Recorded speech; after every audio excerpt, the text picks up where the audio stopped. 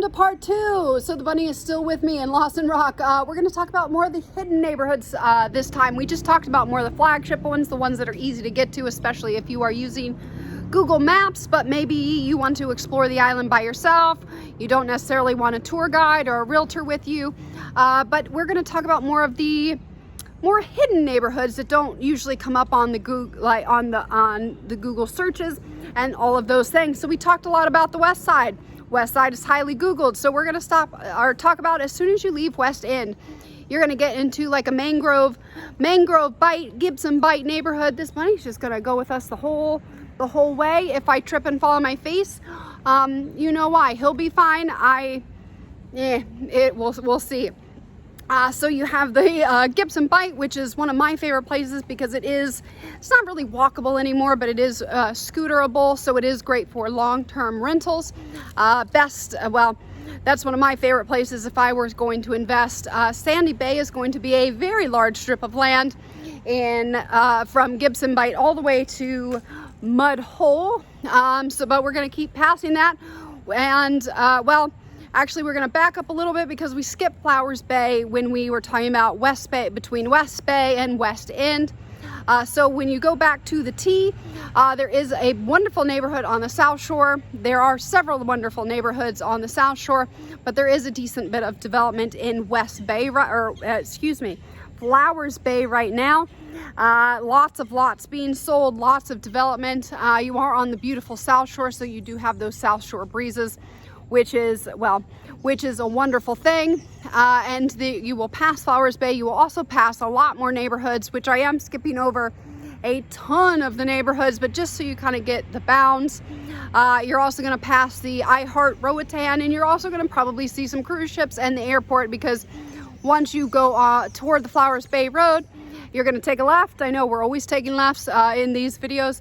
You're going to hit the South Shore of Coxen, which is where one of the cruise ship ports, as well as Coxen is. Good to be familiar with that area. Banking, grocery store, all of the things that you need to do, immigration, taxes, they're all conveniently located in one spot, which is really nice. So all right, so anyway, so now we're gonna go past or beyond the Flowers Bay, circle back to Sandy Bay. So we're going to go back to the North Shore. Have I confused you yet? I will show you a map.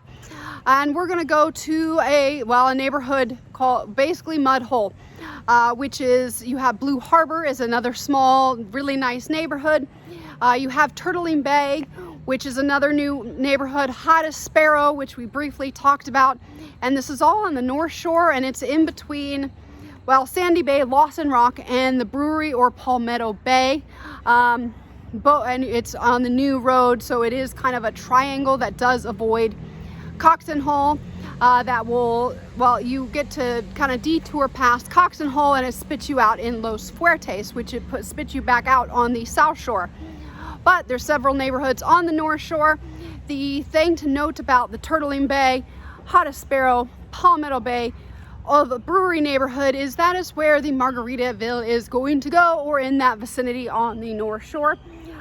There's going to be lots of development, so that could be good or bad. It depends on your perspective. But from a investment standpoint, I would say there's definitely investment potential over there, just because you do have a very large flagship hotel that's going there. Whether you like the burgers and the music or not, I can't say, but those neighborhoods are going to be changing drastically over the next 3 to 5 years, especially because some items on the island have been moved slightly, so now they're out of sight, out of mind, and so development will continue. So we're gonna now, after we hit Hottest Sparrow, Turtling Bay, past Palmetto Bay, or we're gonna Palmetto Bay and the Brewery are a little farther east. We're gonna back up where we get to another T where that triangle is, and we're gonna spit out to the South Shore, where we're gonna go past Los Fuertes, which is mostly where the ships are, the industrial zone. Lots of local homes, really actually highly densely populated area. There's a lot there, but we're gonna keep kind of flying by that. And we're gonna fly also, now we're gonna go to French Harbor, which is a large neighborhood, but there's a large area, lots of, well, just another center like Coxen Hole. I personally prefer French Harbor. It's where I like to do my grocery shopping, my banking, things of that nature. I just find it easier to move around and get around in. There's also lots of nice quiet communities there that can be quite popular. There is the Yacht Club and a few others just on the south shore of French Harbor. So as we pass French Harbor, now we're gonna be kind of flip-flopping from North Shore to South Shore. My apologies, we're just gonna kind of follow and wind the road. These neighborhoods can be a little bit harder to find because Google Maps is not as reliable, but well, so it is kind of good to have a tour guide, but if you do, great. If not, that's okay too. So just a couple other neighborhoods to note, and I am gonna try to go in a semi-decent order, but is what it is. So just a couple points to think about. So when we are avoiding all the main neighborhoods because we already talked about them. So past French Harbor, we're gonna hit a couple more neighborhoods on the North Shore. Some things to think about are Milton Bight, Palatilly Bight, Punta Gorda, Punta Blanca, all the way over to, and I just skipped all of those large neighborhoods, but I'm going in more of the local neighborhoods that are on the North Shore that have really nice, vibrant communities, really nice land to build on, nice homes, quiet, safe, and just nice, it's just a really nice area, all of which is beautiful. It's just, everything's so different on this island because we have all of the micro pockets now. And then we can all go out east to Camp Bay, which I know I skipped a lot of places, but we're just kind of gonna focus on the main ones that are somewhat easy to get to. Now there are more hidden ones, but we're just gonna go with it. So now let's focus on the South Shore. We have, so now we have, you have Parrot Tree Plantation, then you have First Bite. We also have Jonesville, where we have some Mariposa and Czech Village, and oh, there he's back. There we go. I do have to watch my feet because he comes out like a little lightning bolt. We have Jonesville, which is Jonesville and Oak Ridge are some of my favorite on the South Shore, just because they are still very water-based communities, so you can take water taxis everywhere.